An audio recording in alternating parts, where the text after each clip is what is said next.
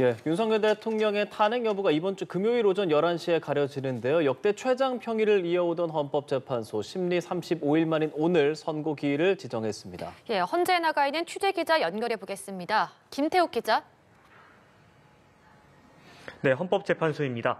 헌재가 이번 주 금요일 오전 11시 대심판정에서 윤석열 대통령 탄핵심판 사건 선고를 하겠다고 기일을 공지했습니다.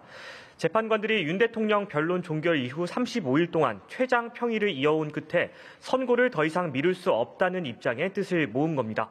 윤 대통령 측과 국회 측 대리인단에 선고 기일이 통지된 건 오전 10시 35분쯤, 기자들에게 알려진 건 10시 40분쯤인데요.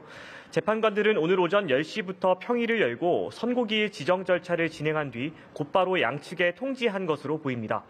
헌재는 오늘 평의에서 선고일 지정에 합의했고 양측 대리인단의 전자 송달과 전화 통보를 마쳤다고 밝혔습니다.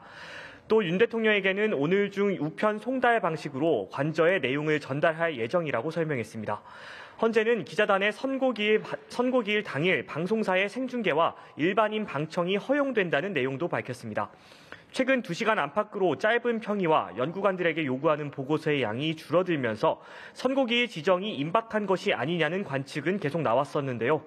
윤 대통령은 탄핵 소추된 날로부터 111일 만이자 탄핵 사건이 헌재로 넘어온 지 38일 만에 탄핵이냐 아니면 업무 복귀냐 결론을 받아들게 됐습니다. 과거 대통령 탄핵 사건과 비교하면 변론 종료부터 선고일 지정까지 3배 이상 오랜 시간이 걸렸습니다.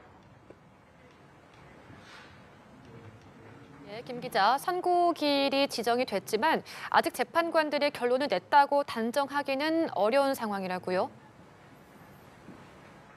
네, 그렇습니다. 앞서 박근혜 전 대통령 탄핵 사건 당시 헌재는 선고 당일 오전에 최종 평의를 열고 결정문을 확정한 것으로 알려졌는데요.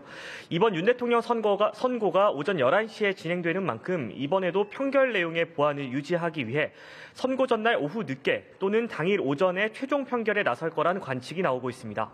평결 절차는 주심인 정영식 재판관이 가장 먼저 의견을 제시한 뒤 가장 최근에 임명된 재판관부터 문영배 헌재소장 대행까지 의견을 밝히는 순으로 진행되는데요. 결론이 도출되면 미리 준비된 결정문을 토대로 최종 문구를 마지막으로 점검하고 재판관들의 서명을 받아 확정합니다. 한편 문영배 이미선 재판관 퇴임일인 오는 18일 이후에 결론이 날 경우 상당한 혼란이 야기될 거란 전망과 우려도 나왔었는데요. 일단 이번 주 금요일 선고로 6명의 재판관의 선고 결정, 그리고 마은혁 재판관 임명과 관련한 변수 등 최악의 혼란은 피하게 됐습니다. 지금까지 헌법재판소에서 연합뉴스TV 김태욱입니다.